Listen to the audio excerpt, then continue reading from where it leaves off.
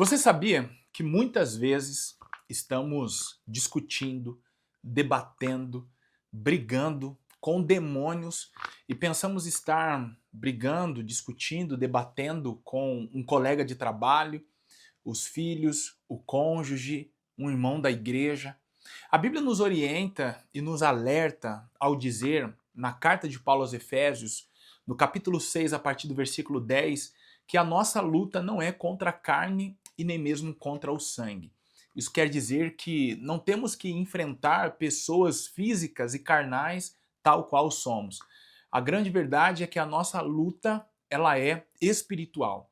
Com isso quero dizer que muitas das vezes pessoas podem estar sendo usadas, influenciadas por demônios para tirar a nossa paz ou até mesmo fazer com que percamos a nossa bênção e não nos damos conta que estamos, na verdade, enfrentando seres muito mais fortes e poderosos.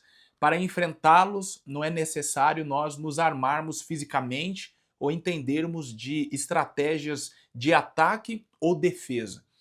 A grande verdade é que nós precisamos então nos revestir das armaduras espirituais. E Paulo, ao escrever aos Gálatas ou aos Efésios, no capítulo 6, a partir do versículo 10, orienta os irmãos então a se revestirem de toda a armadura de Deus. Eu acredito que o apóstolo Paulo tinha em mente um soldado romano, e ali, quando ele começa a descrever a armadura, ele está então nos apresentando as armas espirituais, que são muito mais poderosas do que as armas e as armaduras que quaisquer exércitos no mundo atualmente e em outras épocas poderiam então nos apresentar.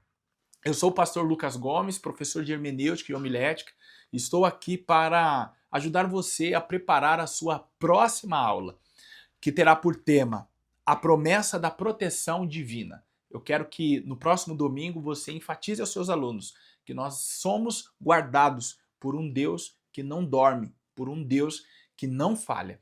Eu quero agradecer às muitas pessoas que têm acompanhado as nossas aulas semanalmente. Eu faço questão de agradecer aqueles que já têm se inscrito, ativado o sininho, porque nesse último trimestre de 2024 temos experimentado um crescimento exponencial e até mesmo assustador. Já passamos de 2.300 inscritos e isso se deve à sua participação. Por isso, eu quero pedir a você que ainda não é inscrito para se inscrever e também você que já é inscrito, deixar o seu like e ativar o sininho. Isso é muito importante porque tem muita coisa acontecendo aqui no canal e eu não quero que você perca o que está acontecendo aqui. É importante que você se inscreva porque, além das aulas da EBD, temos aqui um conteúdo voltado à interpretação bíblica, à pregação, e eu quero que você participe de tudo isso. Tudo bem? Abaixo está dois links. O primeiro, para você participar do grupo Sala dos Professores EBD.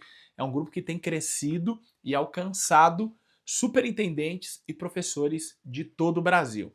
É um grupo onde as pessoas se reúnem para compartilhar conteúdos voltados à EBD. E você é o meu convidado especial. Esse grupo já existe há mais de 5 anos, mas cabe você. Também eu quero convidá-los para conhecerem a jornada completa da pregação, um material que desenvolvi exclusivamente para aqueles que desejam interpretar a Bíblia e, obviamente, construírem o seu primeiro sermão. Se você já é pregador ou pretende começar a pregar, este é um material feito pensando exclusivamente em você. Então, você terá neste livro digital mais de 20 lições que eu preparei. São mais de 20 lições que eu mesmo pratico no meu dia a dia de estudos. Através delas, você terá condições de ler a Bíblia da maneira correta, você terá condições de perceber os pontos críticos do texto para realizar uma interpretação segura e uma aplicação confiável. Clica agora abaixo na descrição deste vídeo e conheça a jornada completa da pregação. Vamos começar então a aula de número 10. Já estamos terminando aí o último trimestre de 2024 e eu espero ver você aqui no próximo trimestre também. Como eu disse, o tema da lição é a promessa da proteção divina.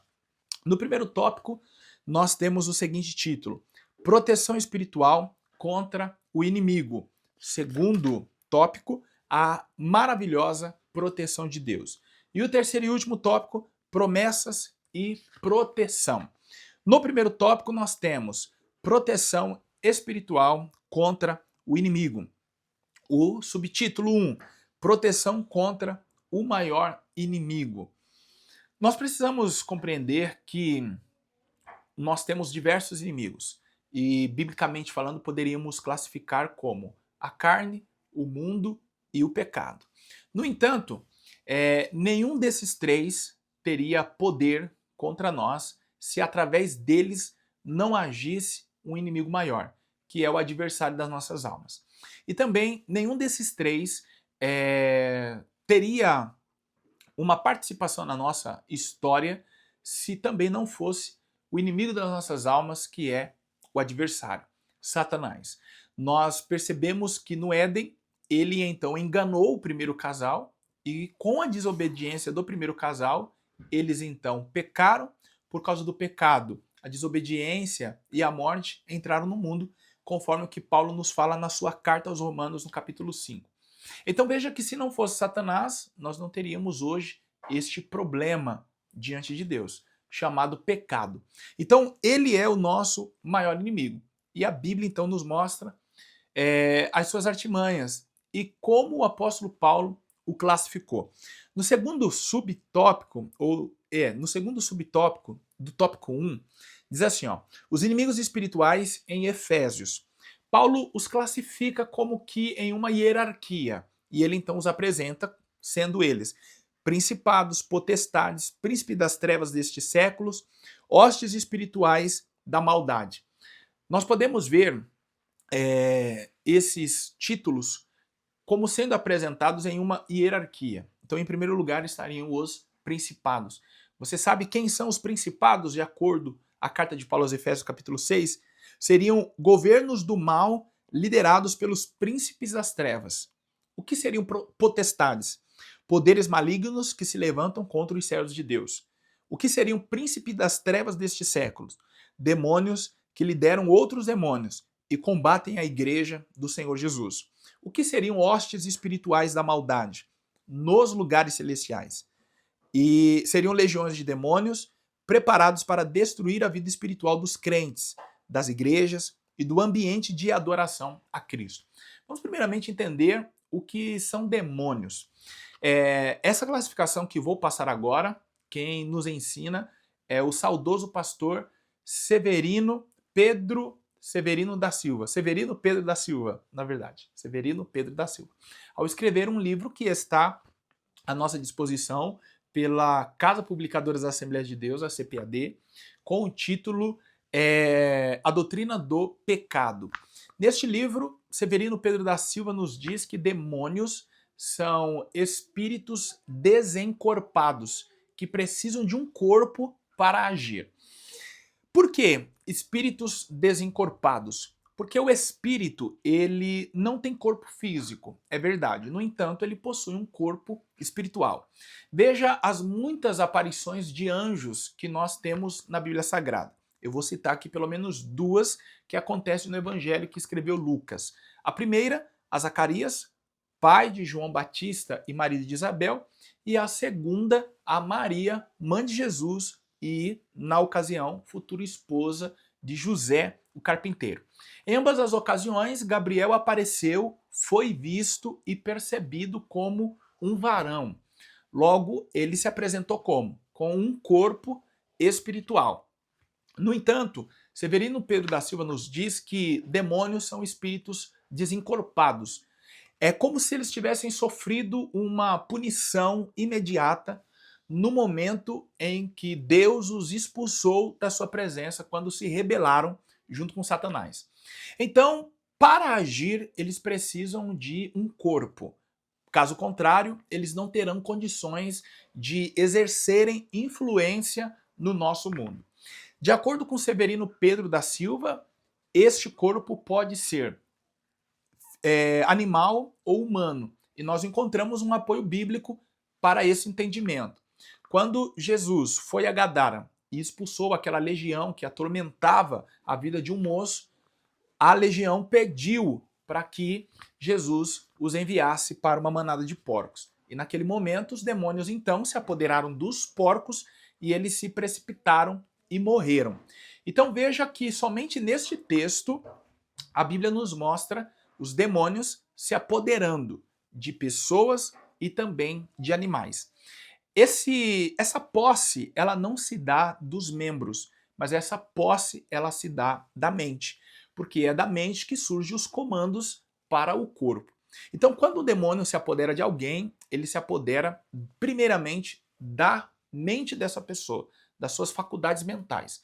Observe que quando nós, através da ação do Espírito Santo e no nome de Jesus, expulsamos um demônio, essa pessoa, quando ela recobra a consciência, ela não se lembra do que aconteceu.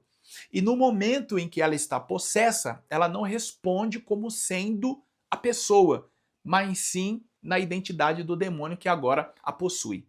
Então, essa posse, ela acontece para que a pessoa agora não tenha mais consciência do que está acontecendo. É justamente por isso que os porcos se precipitaram em um abismo e morreram, porque a partir daquele instante eles já não respondiam mais por eles mesmos. Os demônios, eles podem também agir não somente através de corpos físicos como animais e humanos, mas eles também podem agir através de elementos da natureza. Pelo menos é nessas 3 ocasiões que nós vimos na Bíblia eles em ação. Em Marcos, Jesus, quando repreende a tempestade, de acordo com os comentaristas desses textos, nos diz que ali as palavras gregas usadas para cala-te e aquieta-te, se referindo às águas do mar e ao vento, são as mesmas palavras usadas por Jesus para expulsar demônios. Então o entendimento que nós temos ali é que nas águas e no vento havia demônios agindo para, então, derrubarem ou afundarem aquele barco. Independentemente disso, nós precisamos estar em alerta e proteger a nossa mente, proteger o nosso coração, para que então não tenhamos através de nós uma ação do inimigo. No entanto, o diabo, ele usa pessoas que não sabem proteger a sua mente e não estão diante do Senhor. E nós precisamos então identificar quando essas pessoas estão sendo usadas pelo diabo.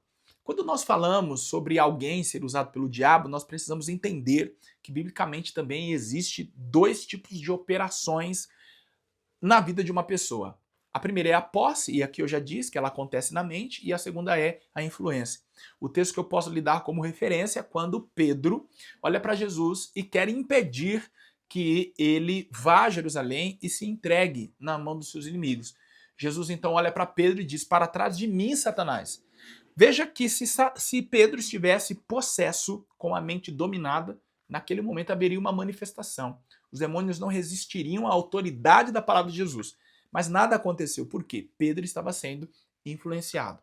Outra coisa também que nós precisamos entender concernente às ações do nosso inimigo é que existem demônios responsáveis por pessoas, responsáveis por famílias, responsáveis por bairros, responsáveis por estados, por países, por continentes. São demônios regionais. Nós vimos isso quando Daniel estava em oração, já por 21 dias, lá no capítulo 9, se não me falha a memória, do livro de Daniel. E Gabriel vem até ele e diz assim: desde o primeiro dia eu fui enviado com a resposta, mas o príncipe do rei da Pérsia me impediu. E aí voltei, Deus enviou Miguel, ele abriu o caminho e eu vim te trazer a resposta. Veja que o anjo deixa claro que uma potestade regional que tomava conta de um império impediu com que ele descesse. Se nós olharmos também para o mesmo texto, onde Jesus chega em Gadara e expulsa a legião da vida do rapaz, essa mesma legião pede para continuar naquela região. Então veja que os demônios, eles são organizados. É justamente por isso que o próprio Jesus diz que um reino dividido contra si mesmo não subsiste. Quando disseram que ele estava agindo pela autoridade de Beelzebu, expulsando demônios. Então, com isso, Jesus quis dizer que existe uma organização, militar, estratégica por parte do nosso adversário para tentar nos vencer. É justamente por isso que eles desenvolvem estratégias para tentar deter o avanço da igreja. Mas Jesus também, na sua palavra, nos disse em Mateus 16, 18, que os portões do inferno não prevaleceriam contra a igreja. Aqui, Jesus está usando a figura do portão como figura de defesa e não de ataque. Aqui quem está na ofensiva é a igreja e na defensiva o inferno. Ao perceber o avanço da igreja, ele fecharia os seus portões para que a igreja não tivesse condições de arrebatar as vidas que estão no poder do inimigo. Mas Jesus já garantiu que, dependente do seu poder, ele não teria condições de resistir o avanço da igreja, por dois motivos. O primeiro, porque nós avançamos no nome de Jesus. Segundo, porque nós não avançamos despreparados. Nós avançamos preparados.